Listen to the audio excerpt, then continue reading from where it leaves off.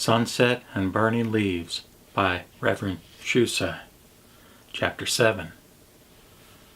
Both people and leaves are alike in their circumstances. The person who separates himself in his thinking from the way of all things makes a great mistake. A person can be said to be different from a leaf in that he is able to extend and interpret his experiential realm far beyond the power of a leaf to do the same. A person can assist himself in determining the nature of his life and circumstances, whereas the leaf cannot. However, the essential characteristics of both the person and the leaf are exactly the same. How is this so? It is so because both the person and the leaf find themselves in precisely the right place and circumstances in this present, undeniable moment of time. The differences among the myriad sets of circumstances that resulted in the person and the leaf as they are at this moment are great. Yet both person and leaf share in the reality of being, and being just so in this present moment. A person has the wonderful asset of being able to use each moment of being to direct his course and to help condition the nature of the moments of being to come. Yet it is this present moment that is reality. There is no person, no leaf, no being, no reality outside this present moment. The vast cosmos of men, leaves, fishes, mountains, worlds, and galaxies is contained in and one with this present moment. This present moment is Nembutsu. This present moment is Oyasama. There is nothing else. Chapter 8. The two primary reflexes of the void can be said to be the principle of activity or manifestation and the principle of passivity or potentiality. These two in perfect union constitute the universal Buddha mind. Ultimately, Amida Buddha, the universal Buddha mind, is beyond all conceptual labels. However hard we may attempt to intellectually conceive Amida Nyorai and to give meaning to our conceptions through religious or philosophical terminology, we must necessarily always arrive at concepts and descriptions which fall short of this true nature of the universal Buddha mind. We may say that Amida is no nature, and this is partly right. We may say that Amida is all nature, and this too is partly right. To say that Amida is both the cause and the effect, the source and the result, the potential and the activity, is partly right. It is, however, that other part which must remain unspoken, unthought, not accessible to the intellect. That part is the true nature of Amida Buddha. Amida is the true nature of every person. How then is it possible for a person to live and not realize or have awareness of his true nature? It is possible in the same way that it is possible for a man or woman who was left as a newborn infant on the steps of a foundling home to live out his life having no knowledge of the identity of his parents. Such a person could not, simply because he had never seen his parents and possessed no knowledge of their identity or nature. Though he were to live out his life in ignorance of his parents' identity, he would yet know that there were those two who caused him to be born into the world.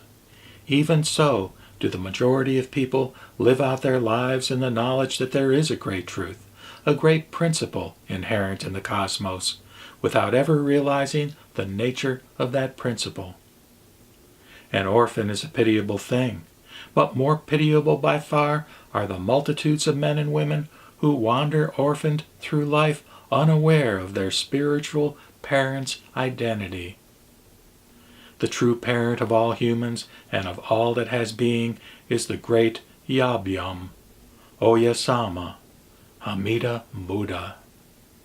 This great universal Buddha mind is the progenitor, the Tathagata-garbha, the primordial and eternal womb of suchness. Nor is there any separation between the progenitor and the children thereof.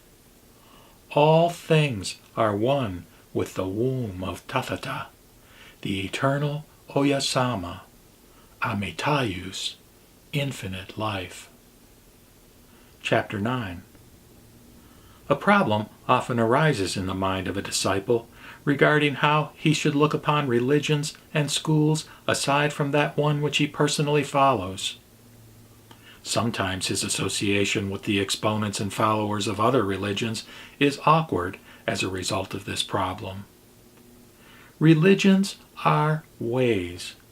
They are the attempts of men through the ages to make known the answer to the great mystery of life. No school of spiritual endeavor, be it termed a religion, philosophy, science, or whatever, is an end in itself. A religion is a path which one follows, hopefully to a goal. A religion can perhaps be compared with a temple, which has been set up and fashioned to shelter and assist men and women in their quest for truth. Such a religion temple's role in the life of a searcher after truth can be that of either a help or a hindrance, depending upon what is contained within it. Some temples appeal too strongly to the elements of compassion, arousing the emotions of the disciple with an overabundance of art, music, and sermons fraught with emotional display. Such a temple does not arouse the element of wisdom.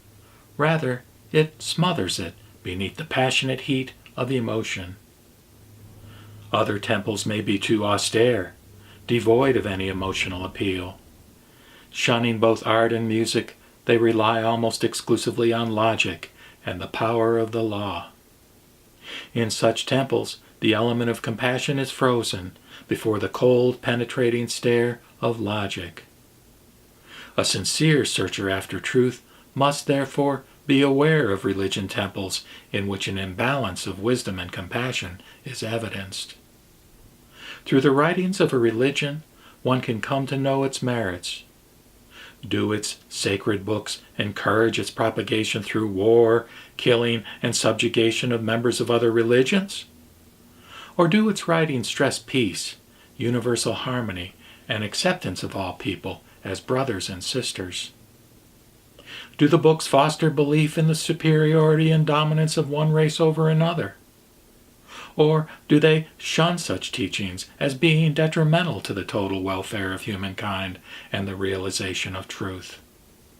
Or do they regard some as, quote, heaven-bound, while others are doomed to eternal suffering in a hell? The intuitive mind of the sincere seeker after truth will automatically accept the good and reject the bad in a given religion path.